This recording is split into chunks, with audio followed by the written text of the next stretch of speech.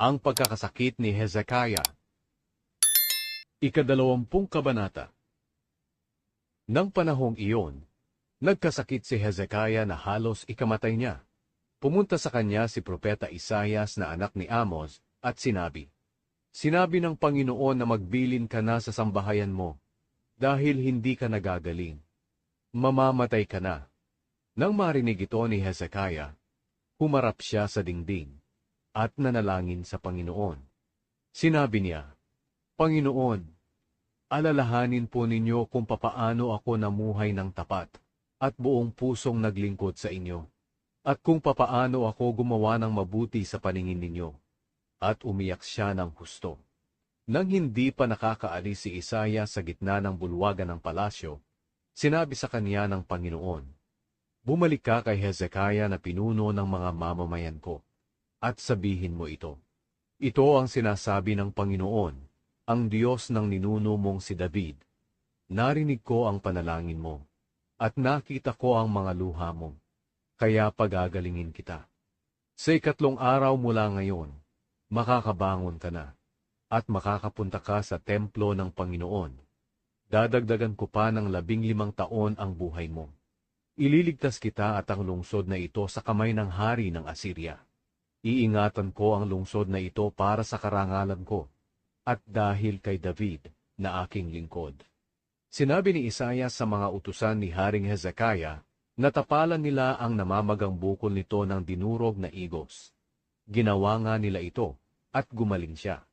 Noong hindi pa gumagaling si Hezekiah, nagtanong siya kay Isaias, "Ano ba ang magpapatunay na gagaling ako, at makakapunta sa templo ng Panginoon sa ikatlong araw mula ngayon?" Sumagot si Isaias, "Ito ang tanda na ibibigay ng Panginoon, na magpapatunay na tutuparin niya ang pangako niya. Pumili ka sa dalawang ito. Aatras ng 10 hakbang ang anino ng araw sa orasan, o aabante ng 10 hakbang?" Sumagot si Hezekiah, "Mas madaling umabante ng 10 hakbang ang anino, kaya paatrasin mo na lang ito ng 10 hakbang. Kaya nanalangin si Isaias sa Panginoon, at pinaatras ng Panginoon ng 10 hakbang ang anino ng araw sa orasan na ipinagawa ni Ahaz. Ang mga mensahero mula sa Babylonia. Nang panahong iyon, nabalitaan ni Merodach-Baladan, na anak ni Haring Baladan ng Babylonia, na nagkasakit si Hezekiah. Kaya nagpadala siya ng mga sulat at regalo kay Hezekiah.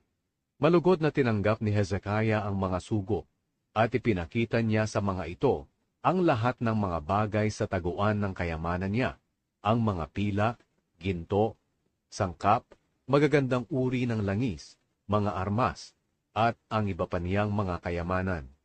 Wala ni isang bagay sa palasyo o kaharian ang hindi niya ipinakita sa kanila.